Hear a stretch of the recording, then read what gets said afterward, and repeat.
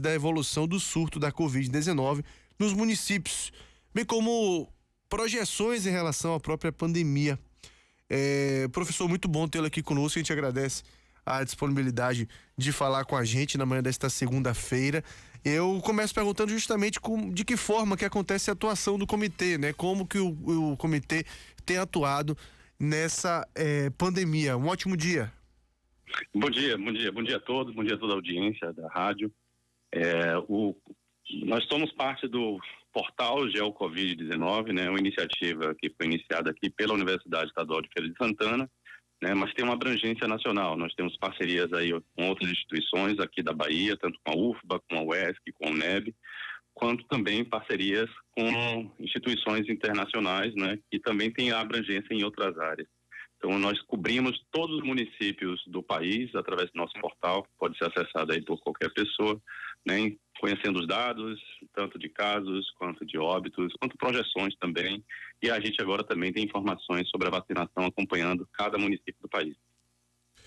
Bom, eu me recordo que a gente falava sobre esse portal em outros momentos e chamava a atenção a projeção, né? Sobretudo no começo, quando a gente não tinha uma ideia muito grande do que viríamos. A gente até imaginava, mas não tinha uma ideia, né, muito forte do que a gente poderia ter em número de casos, número de mortes e tudo mais. O que é que nesse momento se consegue projetar para o futuro próximo? O que é que, de acordo com os estudos de vocês, com o portal, vocês conseguem mapear os próximos meses aí, professor? Perfeito, eu acho que a informação é importante, eu acho que além de tudo as pessoas entenderem para que servem projeções, né? As projeções, elas não são bolas de cristal no sentido que elas tentam dizer, né, de forma inequívoca o que vai acontecer. Elas servem para tomada de decisão, né? Então é importante para tomar decisão tanto individual quanto, obviamente, de autoridades públicas, né? Assim, se eles têm uma iniciativa, assim, o que eu faço, né? Porque qual é o futuro que pode me esperar se nada foi feito? Então, no portal a gente tenta fazer, na verdade, projeções baseadas em 3 cenários, né? A gente faz um cenário que é baseado na taxa de transmissão atual, fazemos também num cenário onde, se eventualmente se for flexibilizar, né? Obviamente a circulação de pessoas, né? Como se fosse assim, agora eu vou permitir que tudo volte à normalidade, e obviamente um cenário também mais restritivo, ou seja, se por acaso forem adotadas medidas para baixar a taxa de transmissão, que é que espera. A gente já tinha apontado, né, algum tempo atrás, né, cerca de 2 meses, essa possibilidade de aumento de casos agora no mês de junho, né, isso já era alguma coisa que já estava sendo direcionada, e aí a gente obviamente precisa chamar a atenção que não existe somente uma epidemia, né, existem diversas, cada município tem a sua velocidade, cada município tem a sua realidade, cada município tem a sua dinâmica. E obviamente depende do comportamento, né, da população daquele município e das medidas que as autoridades tomam. Então, o que a gente encara, se a gente olha, né, obviamente, Bahia como um todo, né, e pega como o nosso estado, a gente já tinha notado que a Bahia já tinha revertido, né, a sua queda há algum tempo e já apontava direcionamento para a subida de casos, né. A gente está, provavelmente, entrando num período relativamente perigoso, né, onde a gente está observando uma alta de casos muito grande, né, que não necessariamente é acompanhado do mesmo número de óbitos proporcionalmente, que talvez alguns achassem que fosse acontecer e ficam imaginando que está tudo normal. Né? Mas o número de óbitos está aumentando, e está aumentando principalmente numa faixa de idade muito, né, que se achava muito invulnerável. Né? A gente muitas pessoas diziam, não, isso é uma questão só com os idosos, né? Mas isso não é verdade, né? E o mês de maio e o mês de junho está aí para provar para que a população não idosa, hoje a população que está mais susceptível, né, para o falecimento por Covid-19. Então, o que a gente aponta agora não é um cenário bonito, né? A gente, aqui agora falando já em Feira de Santana aponta que provavelmente o mês de junho deve ser o mês mais mortal do município, se continuar no ritmo atual de óbitos, e principalmente, né, vai estar com óbitos de pessoas mais jovens. Bom, professor, uma discussão que volta e meia se tem, talvez vocês que estão monitorando os números e projeções possam ter até uma percepção mais clara a respeito disso. Fala-se muito, a gente teve primeira onda, segunda onda e fala-se em uma terceira onda de infecções. Só que tem gente que diz até que talvez não tenhamos nem saído da segunda onda ainda. Queria que o senhor falasse um pouco a respeito disso, né? Em termos de números e projeções, a gente pode dizer que estamos caminhando para uma terceira onda ou é a segunda ainda? Ótima questão, né? Porque as pessoas às vezes, alguns talvez tenham passado a percepção e achado que nós passamos de uma segunda onda como tivesse havido de fato uma queda, né? O que a gente chama quando vem uma onda em cima de outra onda, né? Sem que a primeira onda, né, que a gente está falando, nesse caso aqui a gente está falando da segunda onda, sem que a segunda onda tenha caído de fato e já temos uma subida nova. Então a gente obviamente encara isso como sendo, na verdade, ainda parte dessa segunda onda, né? Nós não tivemos uma queda razoável para poder dizer qualquer coisa, né, em termos de que a segunda onda houve de fato uma queda e ela formou, né, um patamar mais baixo. Né? A queda foi discreta, né? Não foi uma queda grande, foi uma queda muito discreta e muito acima de tudo que aconteceu no ano passado. Né? Então, para as pessoas terem uma percepção sobre isso, né? Feira de Santana passou o ano passado em número de casos ativos, né? Ou seja, assim, o número de pessoas que estavam contaminadas, que a prefeitura detectou através dos exames, pessoas contaminadas, passou o ano passado, né, com valores de número de 2.200 pessoas, abaixo de 2.200, perto disso. Né? E nesse ano de 2021, os meses de abril e maio, ficamos circulando com os números em torno de 4.000, 4.500 pessoas. E chegamos agora, no mês de junho, né, acima de 7.000. Né? Então, isso é praticamente quase 4 vezes, né, 3 vezes acima dos valores do ano passado, o que é assustador. Né? E talvez as pessoas entenderem o que isso significa na prática, né? O que esse número significa na prática. Isso significa que a probabilidade de você encontrar alguém que esteja com Covid, seja no transporte público, seja visitando a sua casa, seja no seu trabalho, seja no seu escritório, é muito maior do que o ano passado. Então, a possibilidade de você entrar em contato com uma pessoa com Covid este ano é muito maior, porque existem mais pessoas na cidade circulando com essa doença. E, recentemente, uma pesquisa que foi apontada aqui pela universidade também, que foi feita ali no centro da cidade, né, fazendo exames de pessoas, né, sem sequer perguntar se a pessoa tinha sintomas, né, a gente estava identificando, né, pessoas circulando na cidade, o número de pessoas que não sabem que estão com Covid e que não estão sequer com sintomas, ou seja, não perceberam nenhum sintoma, é muito grande, isso é assustador. Né? Isso significa que ela está escondida, né? Inclusive em pessoas que não estão espirrando, não estão tossindo, não estão com febre, estão com Covid e podem estar em contato com você. Então isso significa que a gente precisa, na verdade, reforçar, né, as medidas hoje, né? Mesmo, como eu comentei, né, mesmo os mais jovens que talvez se achem mais invulneráveis e que não vão passar por nenhum problema, né, esta é a faixa, não os idosos hoje é a faixa mais vulnerável que nós temos. Estamos conversando com o professor e pesquisador da UFES, Ângelo Lula, colaborador do Comitê GeoCovid-19, que realiza essas projeções, né, e estatísticas também a respeito da própria Covid-19 durante essa pandemia aqui em Feira de Santana e na região. Professor, a gente tem aí um número muito preocupante, né, de mortos e de novos casos. O senhor mesmo disse aí que esse mês de junho, infelizmente, promete ser o mês mais mortal e com uma particularidade que esse ano a gente está tendo a vacinação, né? A gente está seguindo o curso aí de vacinação. Hoje, Feira vai vacinar 49 anos acima. Pelo que a gente pode ver dessas projeções, em números de mortes e de casos, a gente não tem tido um reflexo tão grande assim. Quando que o senhor entende que isso pode acontecer? Estatisticamente, é claro, a gente tem que pegar número de pessoas vacinadas versus casos ativos. A gente sabe que tem que ter toda uma conta aí para se chegar a um momento que a gente pode dizer assim, agora a gente vai começar a declinar em número de casos. Quantos por cento devem estar vacinados para isso acontecer, professor?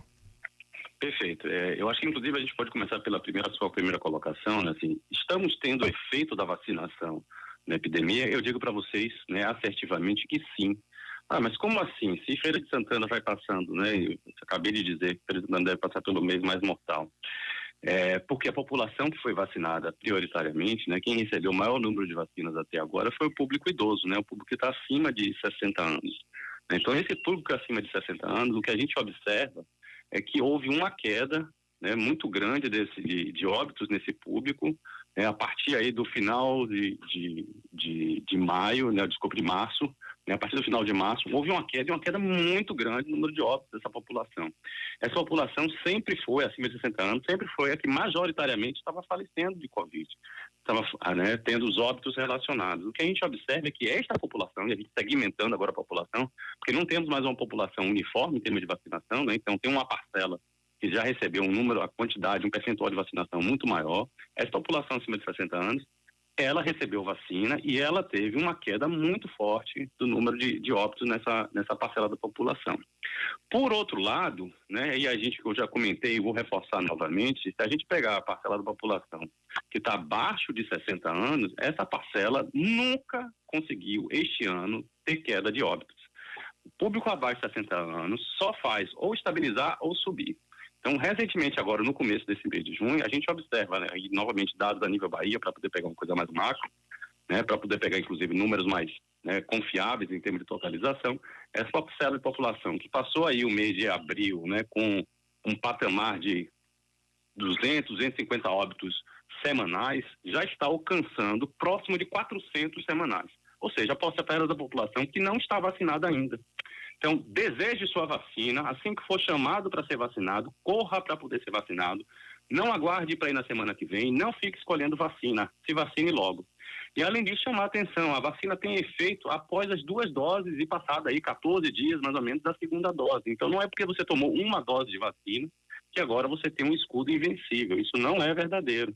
A gente precisa que a vacinação aumente e o que a gente vai observar é que parcelas da população vão ficando protegidas e outras parcelas vão ficando vulneráveis. Existe uma diferença muito grande o que acontece em termos de queda absoluta e controle da epidemia em 2 cenários diferentes. Se a gente pegar, por exemplo, o caso de Israel, que é muito comentado, Israel e a Inglaterra também, eles não fizeram só vacinação, eles fizeram vacinação com um conjunto de medidas restritivas muito forte. Por quê? Porque eles sabiam que a vacina funciona melhor, né, em termos populacionais de controle da epidemia, quando a incidência está baixa, quando o número de casos está baixo. Então, eles se preocuparam. Eu preciso baixar o número de casos durante a vacinação para que, com uma parcela, inclusive, mais baixa de população vacinada, eu alcance controle. O que a gente está vendo no Brasil, e obviamente a Bahia também acaba refletindo isso, é que se a gente garante, bota uma incidência muito alta, já tem muito caso acontecendo, o percentual da população que precisa ser vacinada para alcançar o controle tem que ser muito mais alto. Então, a gente precisaria alcançar números provavelmente acima de 70% para poder conseguir observar um controle de fato e uma queda muito grande de casos. Porque senão o vírus está circulando na população que está vulnerável. Como a população ainda não, né, ainda tem uma grande parcela de população vulnerável, a gente não consegue ter o controle efetivo que gostaríamos de ter e a gente vai provavelmente ficar observando um rejuvenescimento da epidemia, né, a cada vez atacando um público mais jovem que é o mais susceptível. Bom, professor, desde 2020, quando a gente teve instalado esse sistema de monitoramento que vocês estão fazendo, né, com o GeoCovid, o comitê, que avaliação que o senhor faz em relação às ações adotadas pelos municípios em relação à pandemia? Que impacto que essas ações foram tendo e o que é que efetivamente foi eficaz, né? Passado um pouco mais de um ano, talvez a gente consiga até dimensionar um pouco melhor isso.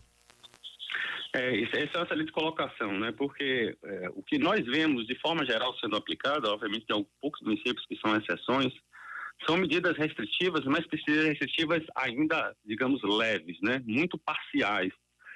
E o que você consegue alcançar com isso? Você consegue alcançar, né, uma desaceleração, mas é muito difícil você alcançar quedas fortes. Às vezes a gente não tem muita noção de o que é uma desaceleração. Então imagine um carro, né? Eu estou com o pé lá embaixo no acelerador, né? E eu posso desacelerar tirando um pouco, aliviando um pouco o acelerador.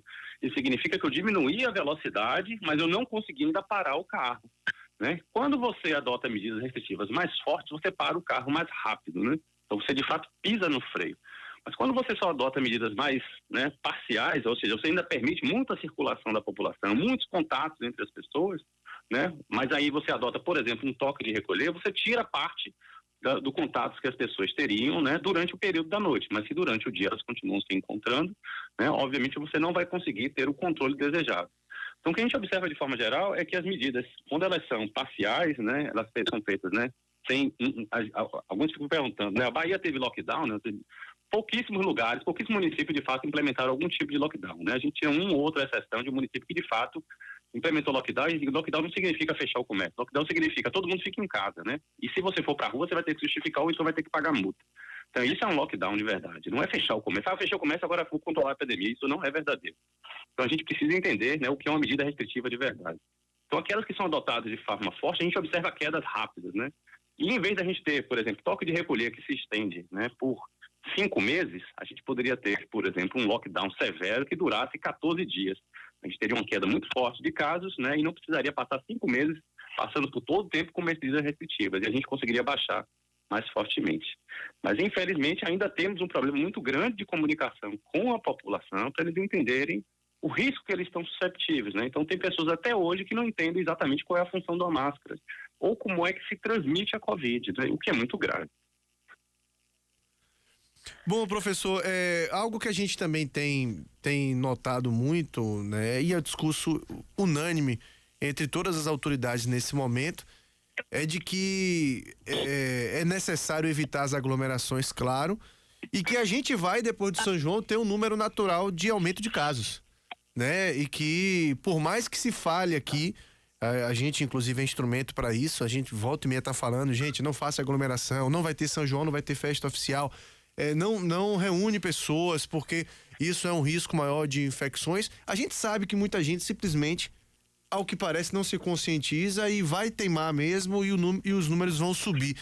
Qual o tamanho do impacto? E aí, tendo como base ano passado e a projeção que se faz esse ano, com taxa de vacinação, com tudo mais, tudo isso que a gente falou aqui. Qual o tamanho do impacto que o São João deve ter para infecções próximas que devem acontecer?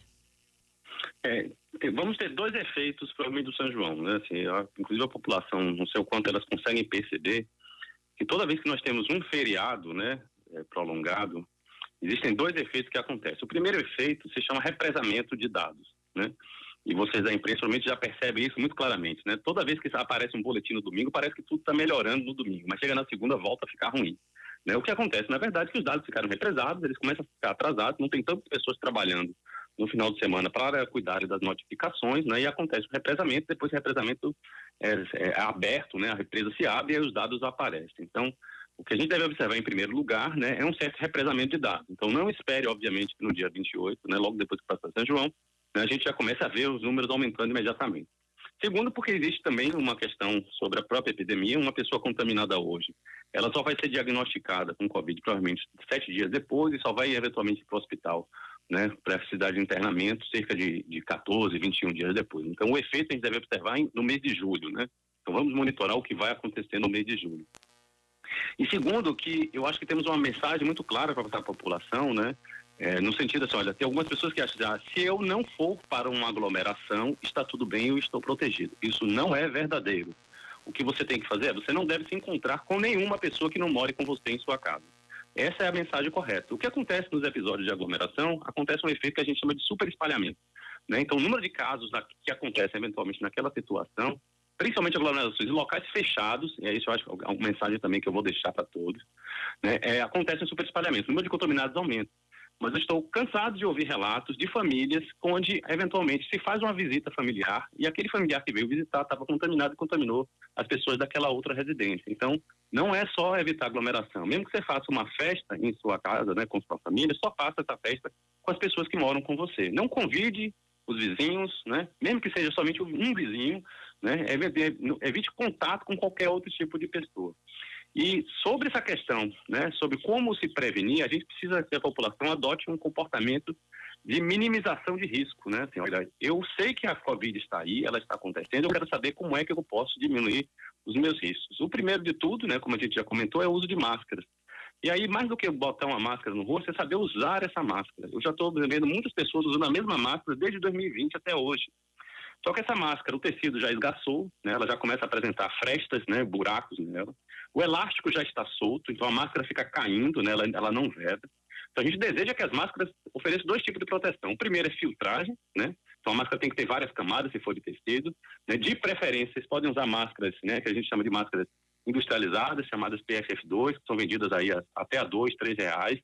São máscaras de qualidade industrial, que filtram muito melhor e também vedam muito melhor, ou seja, elas não ficam com frestas ao redor do seu rosto para poder ter entrada, porque Covid é transmitida pelo ar.